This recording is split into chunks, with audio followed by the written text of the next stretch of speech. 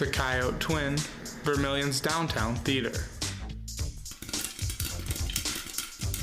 Providing entertainment Thursdays through Sundays.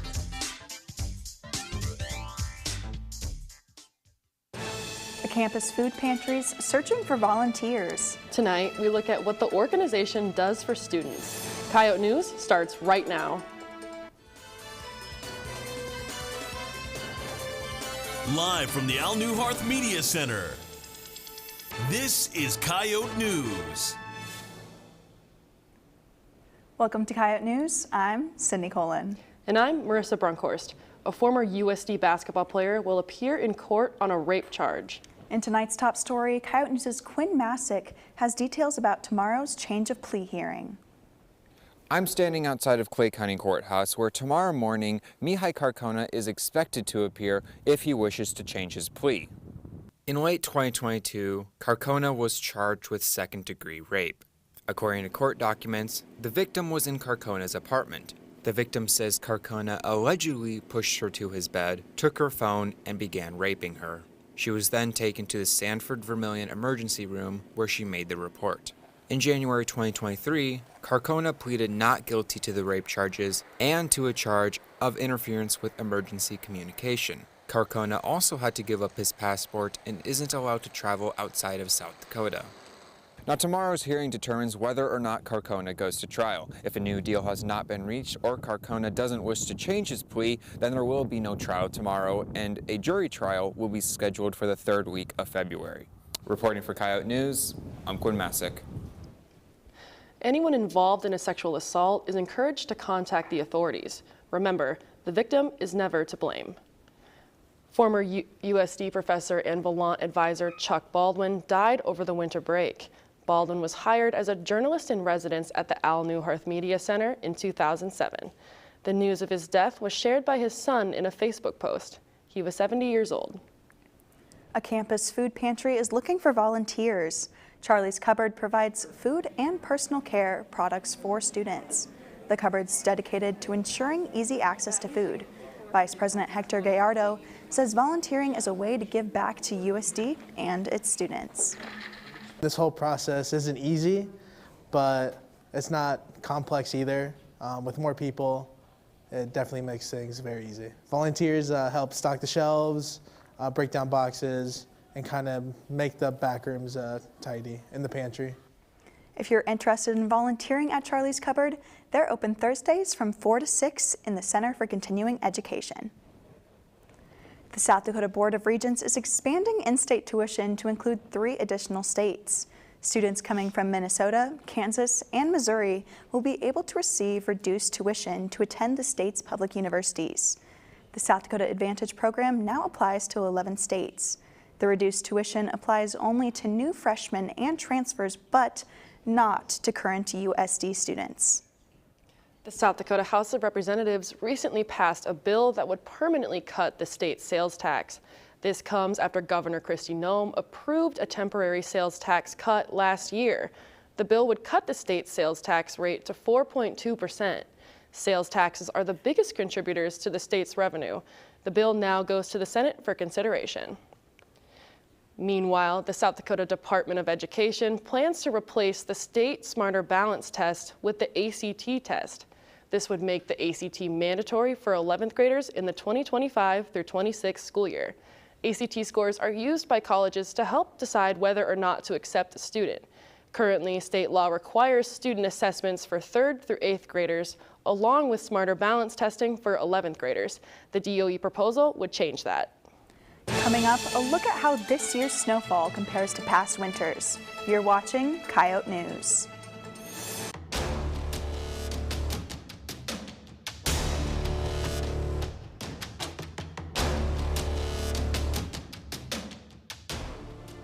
Day in and day out. From one field on to the next. Dedicated, restorative, and driven. To the American farmer who represents the roots of our country, we thank you for all you do.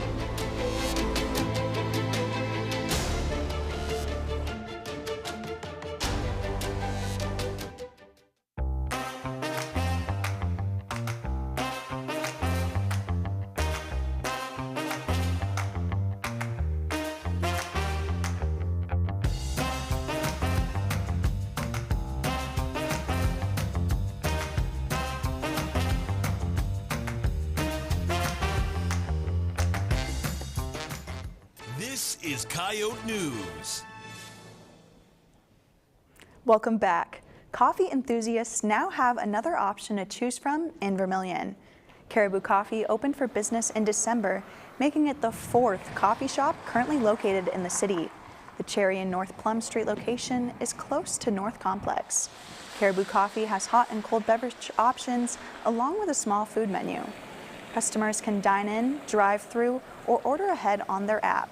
The new business joins Starbucks, The Bean, and Scooters locally. Caribou Coffee is open every day until 7:30. Students interested in learning about studying abroad are encouraged to attend a MUC event tomorrow. The Gallagher International Center and the SAA are hosting a Study Away Expo tomorrow afternoon at 1 in the MUC Ballroom. And the Campus Activities Board is hosting Cab Painting Night tomorrow. Students are invited to spend an evening painting, and all supplies will be provided. The event takes place at the MUC Media Wall tomorrow night at 5. The Writing Center is a free service students might not know exists. Coyote News' Jodianne Tyson is live in the MUC to learn more. Jodianne? Thanks, Sydney. I'm here with Samuel Markley, a writing consultant. Samuel, what types of writing do you help students with? We help students with all sorts of writing, whether it's a long academic paper for a class, or it's a resume or professional statement that they're writing up for grad school. Whether it's long, short, for a class, or for their future career, we help people with all sorts of kinds of writing. And what are some challenges that writers face? I'd say probably the two main challenges they face is citation styles that can often be something they struggle with because it can often be different for what type of class you're taking. The second one is just a general insecurity about communicating their ideas on paper, and so that's something we really want to try and help work with them about making sure it flows well, making sure they're putting it in clear language. And how can writers reduce those challenges?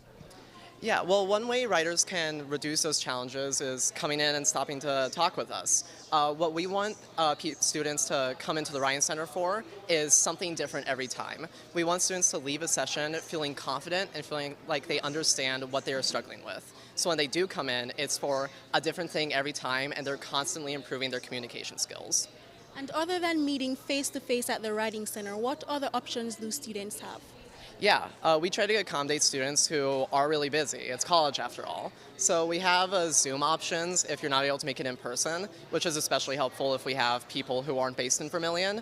But also if you can't set aside time to come in and talk with us, we have a class on D2L just like any of the other classes you take, and you can go in there, fill out a form, and submit your piece of writing to a Dropbox, and then you should get your submission back in about a week.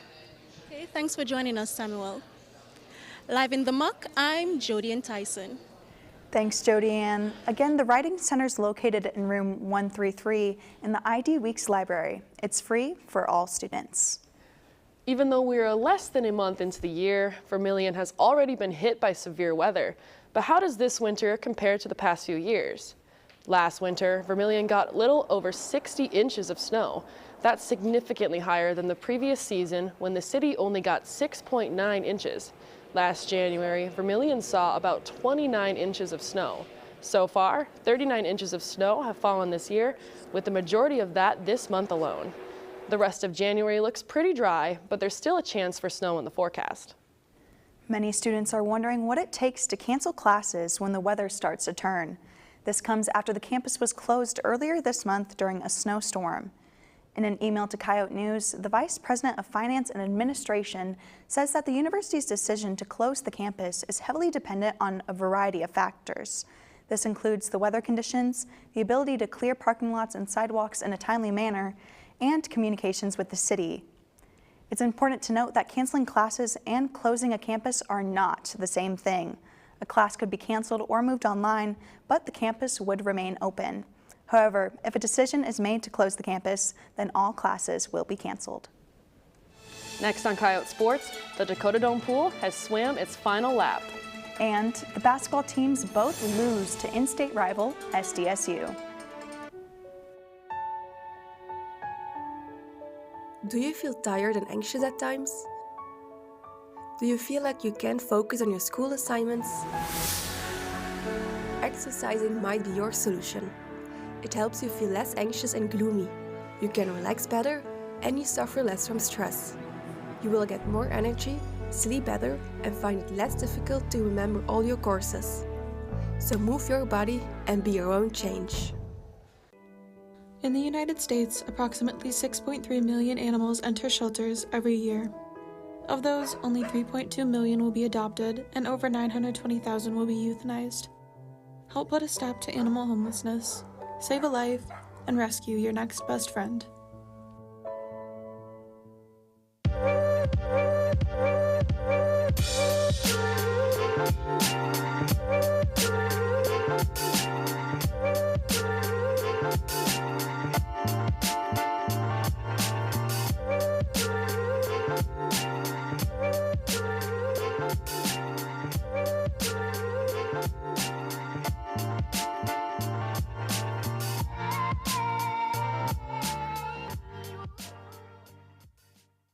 This is Coyote News. This is Coyote Sports. I'm Spencer Bewley. And I'm Myra Ingram. The university's new athletic director is still in his first month on campus. Coyote News' Trevin Ricklick has more on who was hired as the new AD. After working for the university from 2012 to 2017 as the Senior Associate Athletic Director for Development, John Schammel has returned and been announced as the athletic director. Schammel was a professional baseball player before turning to working with athletics and relayed the hiring process back to his days of playing. It's fun and really nerve-wracking. Again, but in some ways it kind of gets the juices of playing like I used to get when I played, that competitive spirit and the nerves and the excitement, and so it's fun to experience that for sure. With the fun and excitement that has filled Schammel since the hiring process began, he also got another sense of playing a game as well, and that is the social skills and connections that you build. You know, We're very fortunate to have the coaching staff that we do, a lot of comfortability there, knowing a lot of people on this campus, and those relationships. And, I said at my press conference, our success will start and end with people. When Schammel talks about people, he wants everyone included in the university and the community. Schammel and his family have been all over, but still have a connection to the university and to Vermillion. And so I think just the experience that we had in the community at the university overall, we absolutely loved it. One of his first moves as AD was promoting Corey Jenkins to Deputy AD on January 10th. That was 100% my decision. Schammel decided this because he thinks the university is lucky to have Jenkins. So certainly my decision, no one was forcing me to make it. It just didn't take me very long to realize how lucky we are to have him, how lucky I am to have him. And I think a lot of ways he's going to be running this department just as much as I am. Schammel will continue to grow in his position as the semester continues. Reporting for Coyote News, I'm Trevin Ricklick. Jenkins served as an interim AD during the search process. The Coyote basketball teams are midway through their conference season. Coyote News' Alex Kleinschmidt is live in the muck with the Volante sports editor to find out how the rest of the season plays out. Alex? Thank you, Myra. I'm back with Trevin Ricklick. So, Trevin, how do you think the basketball teams have performed so far this season? I think they've performed pretty well. I think there's some things they can kind of clean up, some of the turnovers, just those easy things that, you can clean up as a team that'll get you a little bit higher. But so far we're pretty early in the season and we're kind of right where we kind of thought we would be. So just picking up a couple of wins, trying to move up in the standings. Do you think their performance so far has affected their attitude at all during games? I think it definitely does. You kind of shift throughout the game, and you can see that on the court sometimes. Some teams get frustrated out there if they can't get things going for them. And so I think it depends on your team. It depends on how you respond. And I think it ultimately depends on your coaching staff. Setting that culture in there, in the locker room, is very important. And I think that the culture here at USD is really good, and it's shown throughout the last week. Do you think that they'll have a chance to turn it around for the better in the rest of the season? I definitely think they do. At the start of Summit League play here, the women's and men's team both had quite a tough schedule to start out their first 5 games so far. So I think they can turn it around with a couple of easier games coming up on the schedule, and I think better times are to come. Thank you so much. Live in the muck for Coyote News Sports, I'm Alex Kleinschmidt. Thanks, Alex. There are 5 home games left in the season for the men and 6 for the women. The swim team and dive team wrapped up their final lap in the Dakota Dome pool on Saturday. This was their last meet in the Dakota Dome pool before the team moves over to the new pool at the Wellness Center in the fall. On Saturday, the men and women faced off in duels against South Dakota State. Freshman Gabri Aberrant led the Coyote women with wins in 3 events, including the 200 free, 100 fly, and 200 individual medley. The men's team set a new school and pool record in the 200 medley relay with a time of 1 minute 42.44 seconds. South Dakota State won the men's duel, and USD won the women's. After their overtime victory against St. Thomas, the men's basketball team hosted state rival South Dakota State. The Jackrabbits were up by 5 points within the first 3 minutes until Caleb Stewart made the first basket for USD. Stewart went on to score 10 points for the Coyotes. The leading frontrunner for the team, however, was Javon Hill with 15 points and 5 rebounds. Behind them was Lahat Toon with 6 points and 8 rebounds. The Coyotes came close to overcoming the Jackrabbits in the second half when they were only down by 3 points. But in the end, the Jackrabbits defeated the Coyotes 73-55. The men are on the road tomorrow night playing Denver, beginning at 8 o'clock Central Time. The women's basketball team faced off against South Dakota State on the Jackrabbits court in Brookings. This comes after their buzzer-beater win against St. Thomas. Grace Larkins led the team with 18 points and 5 rebounds. Carly Duffney and Natalie Mazurek both hit new season's best in rebounds, with Duffney getting 6 and Mazurek getting 10. The Coyotes led in the first quarter 21-14, but despite their efforts, the Jackrabbits won the matchup 73-55. The team plays Denver tomorrow night at 7 in the SCSC. The track and fields team's alumni meet is this weekend. Last week, they competed at Mark Colligan Memorial in Lincoln. Junior Saren Reifenroth clocked a new Summit League time at 54.14 400 meters.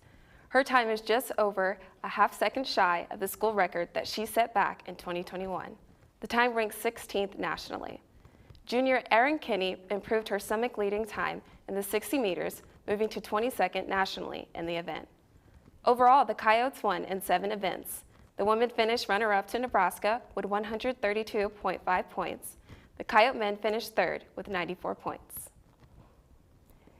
5th-year senior Marshall Farrow has been selected as the Ticket Smarter Summit League Peak Performer of the Week. This comes after Farrow cleared a season-best height of 17.3 to win the meet on Saturday. The height leads the Summit League and is tied for 22nd nationally. This is his 2nd time receiving the honor this season and 4th time of his career. The women's tennis team will compete against the University of Sioux Falls on Friday. This past Sunday, they beat Missouri State in Urbandale, Iowa. USD won 2 of the doubles, with the 3rd going unfinished. In singles, USD won 3 of the 6 matches. The Coyotes win against the Bears 4-3. This marks the Coyotes' first win of the season. That's it for Coyote Sports. When we come back, we ask students about an underrated celebrity. Stay with us.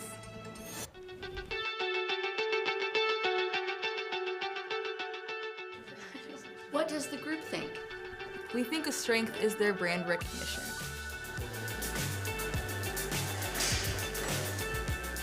This is Zoe, and you're listening to Afternoon Rap on KAOR 91.1 FM. This is my next selection. Hey Sally, come check this out. I like it. What if you try this? We're out. What's up is down, what's left is right. What did you think of your performance today? I believe I did well. I achieved what I needed to do for the team. The team actually functioned the way we needed to. We did our 111th and we were able to make points.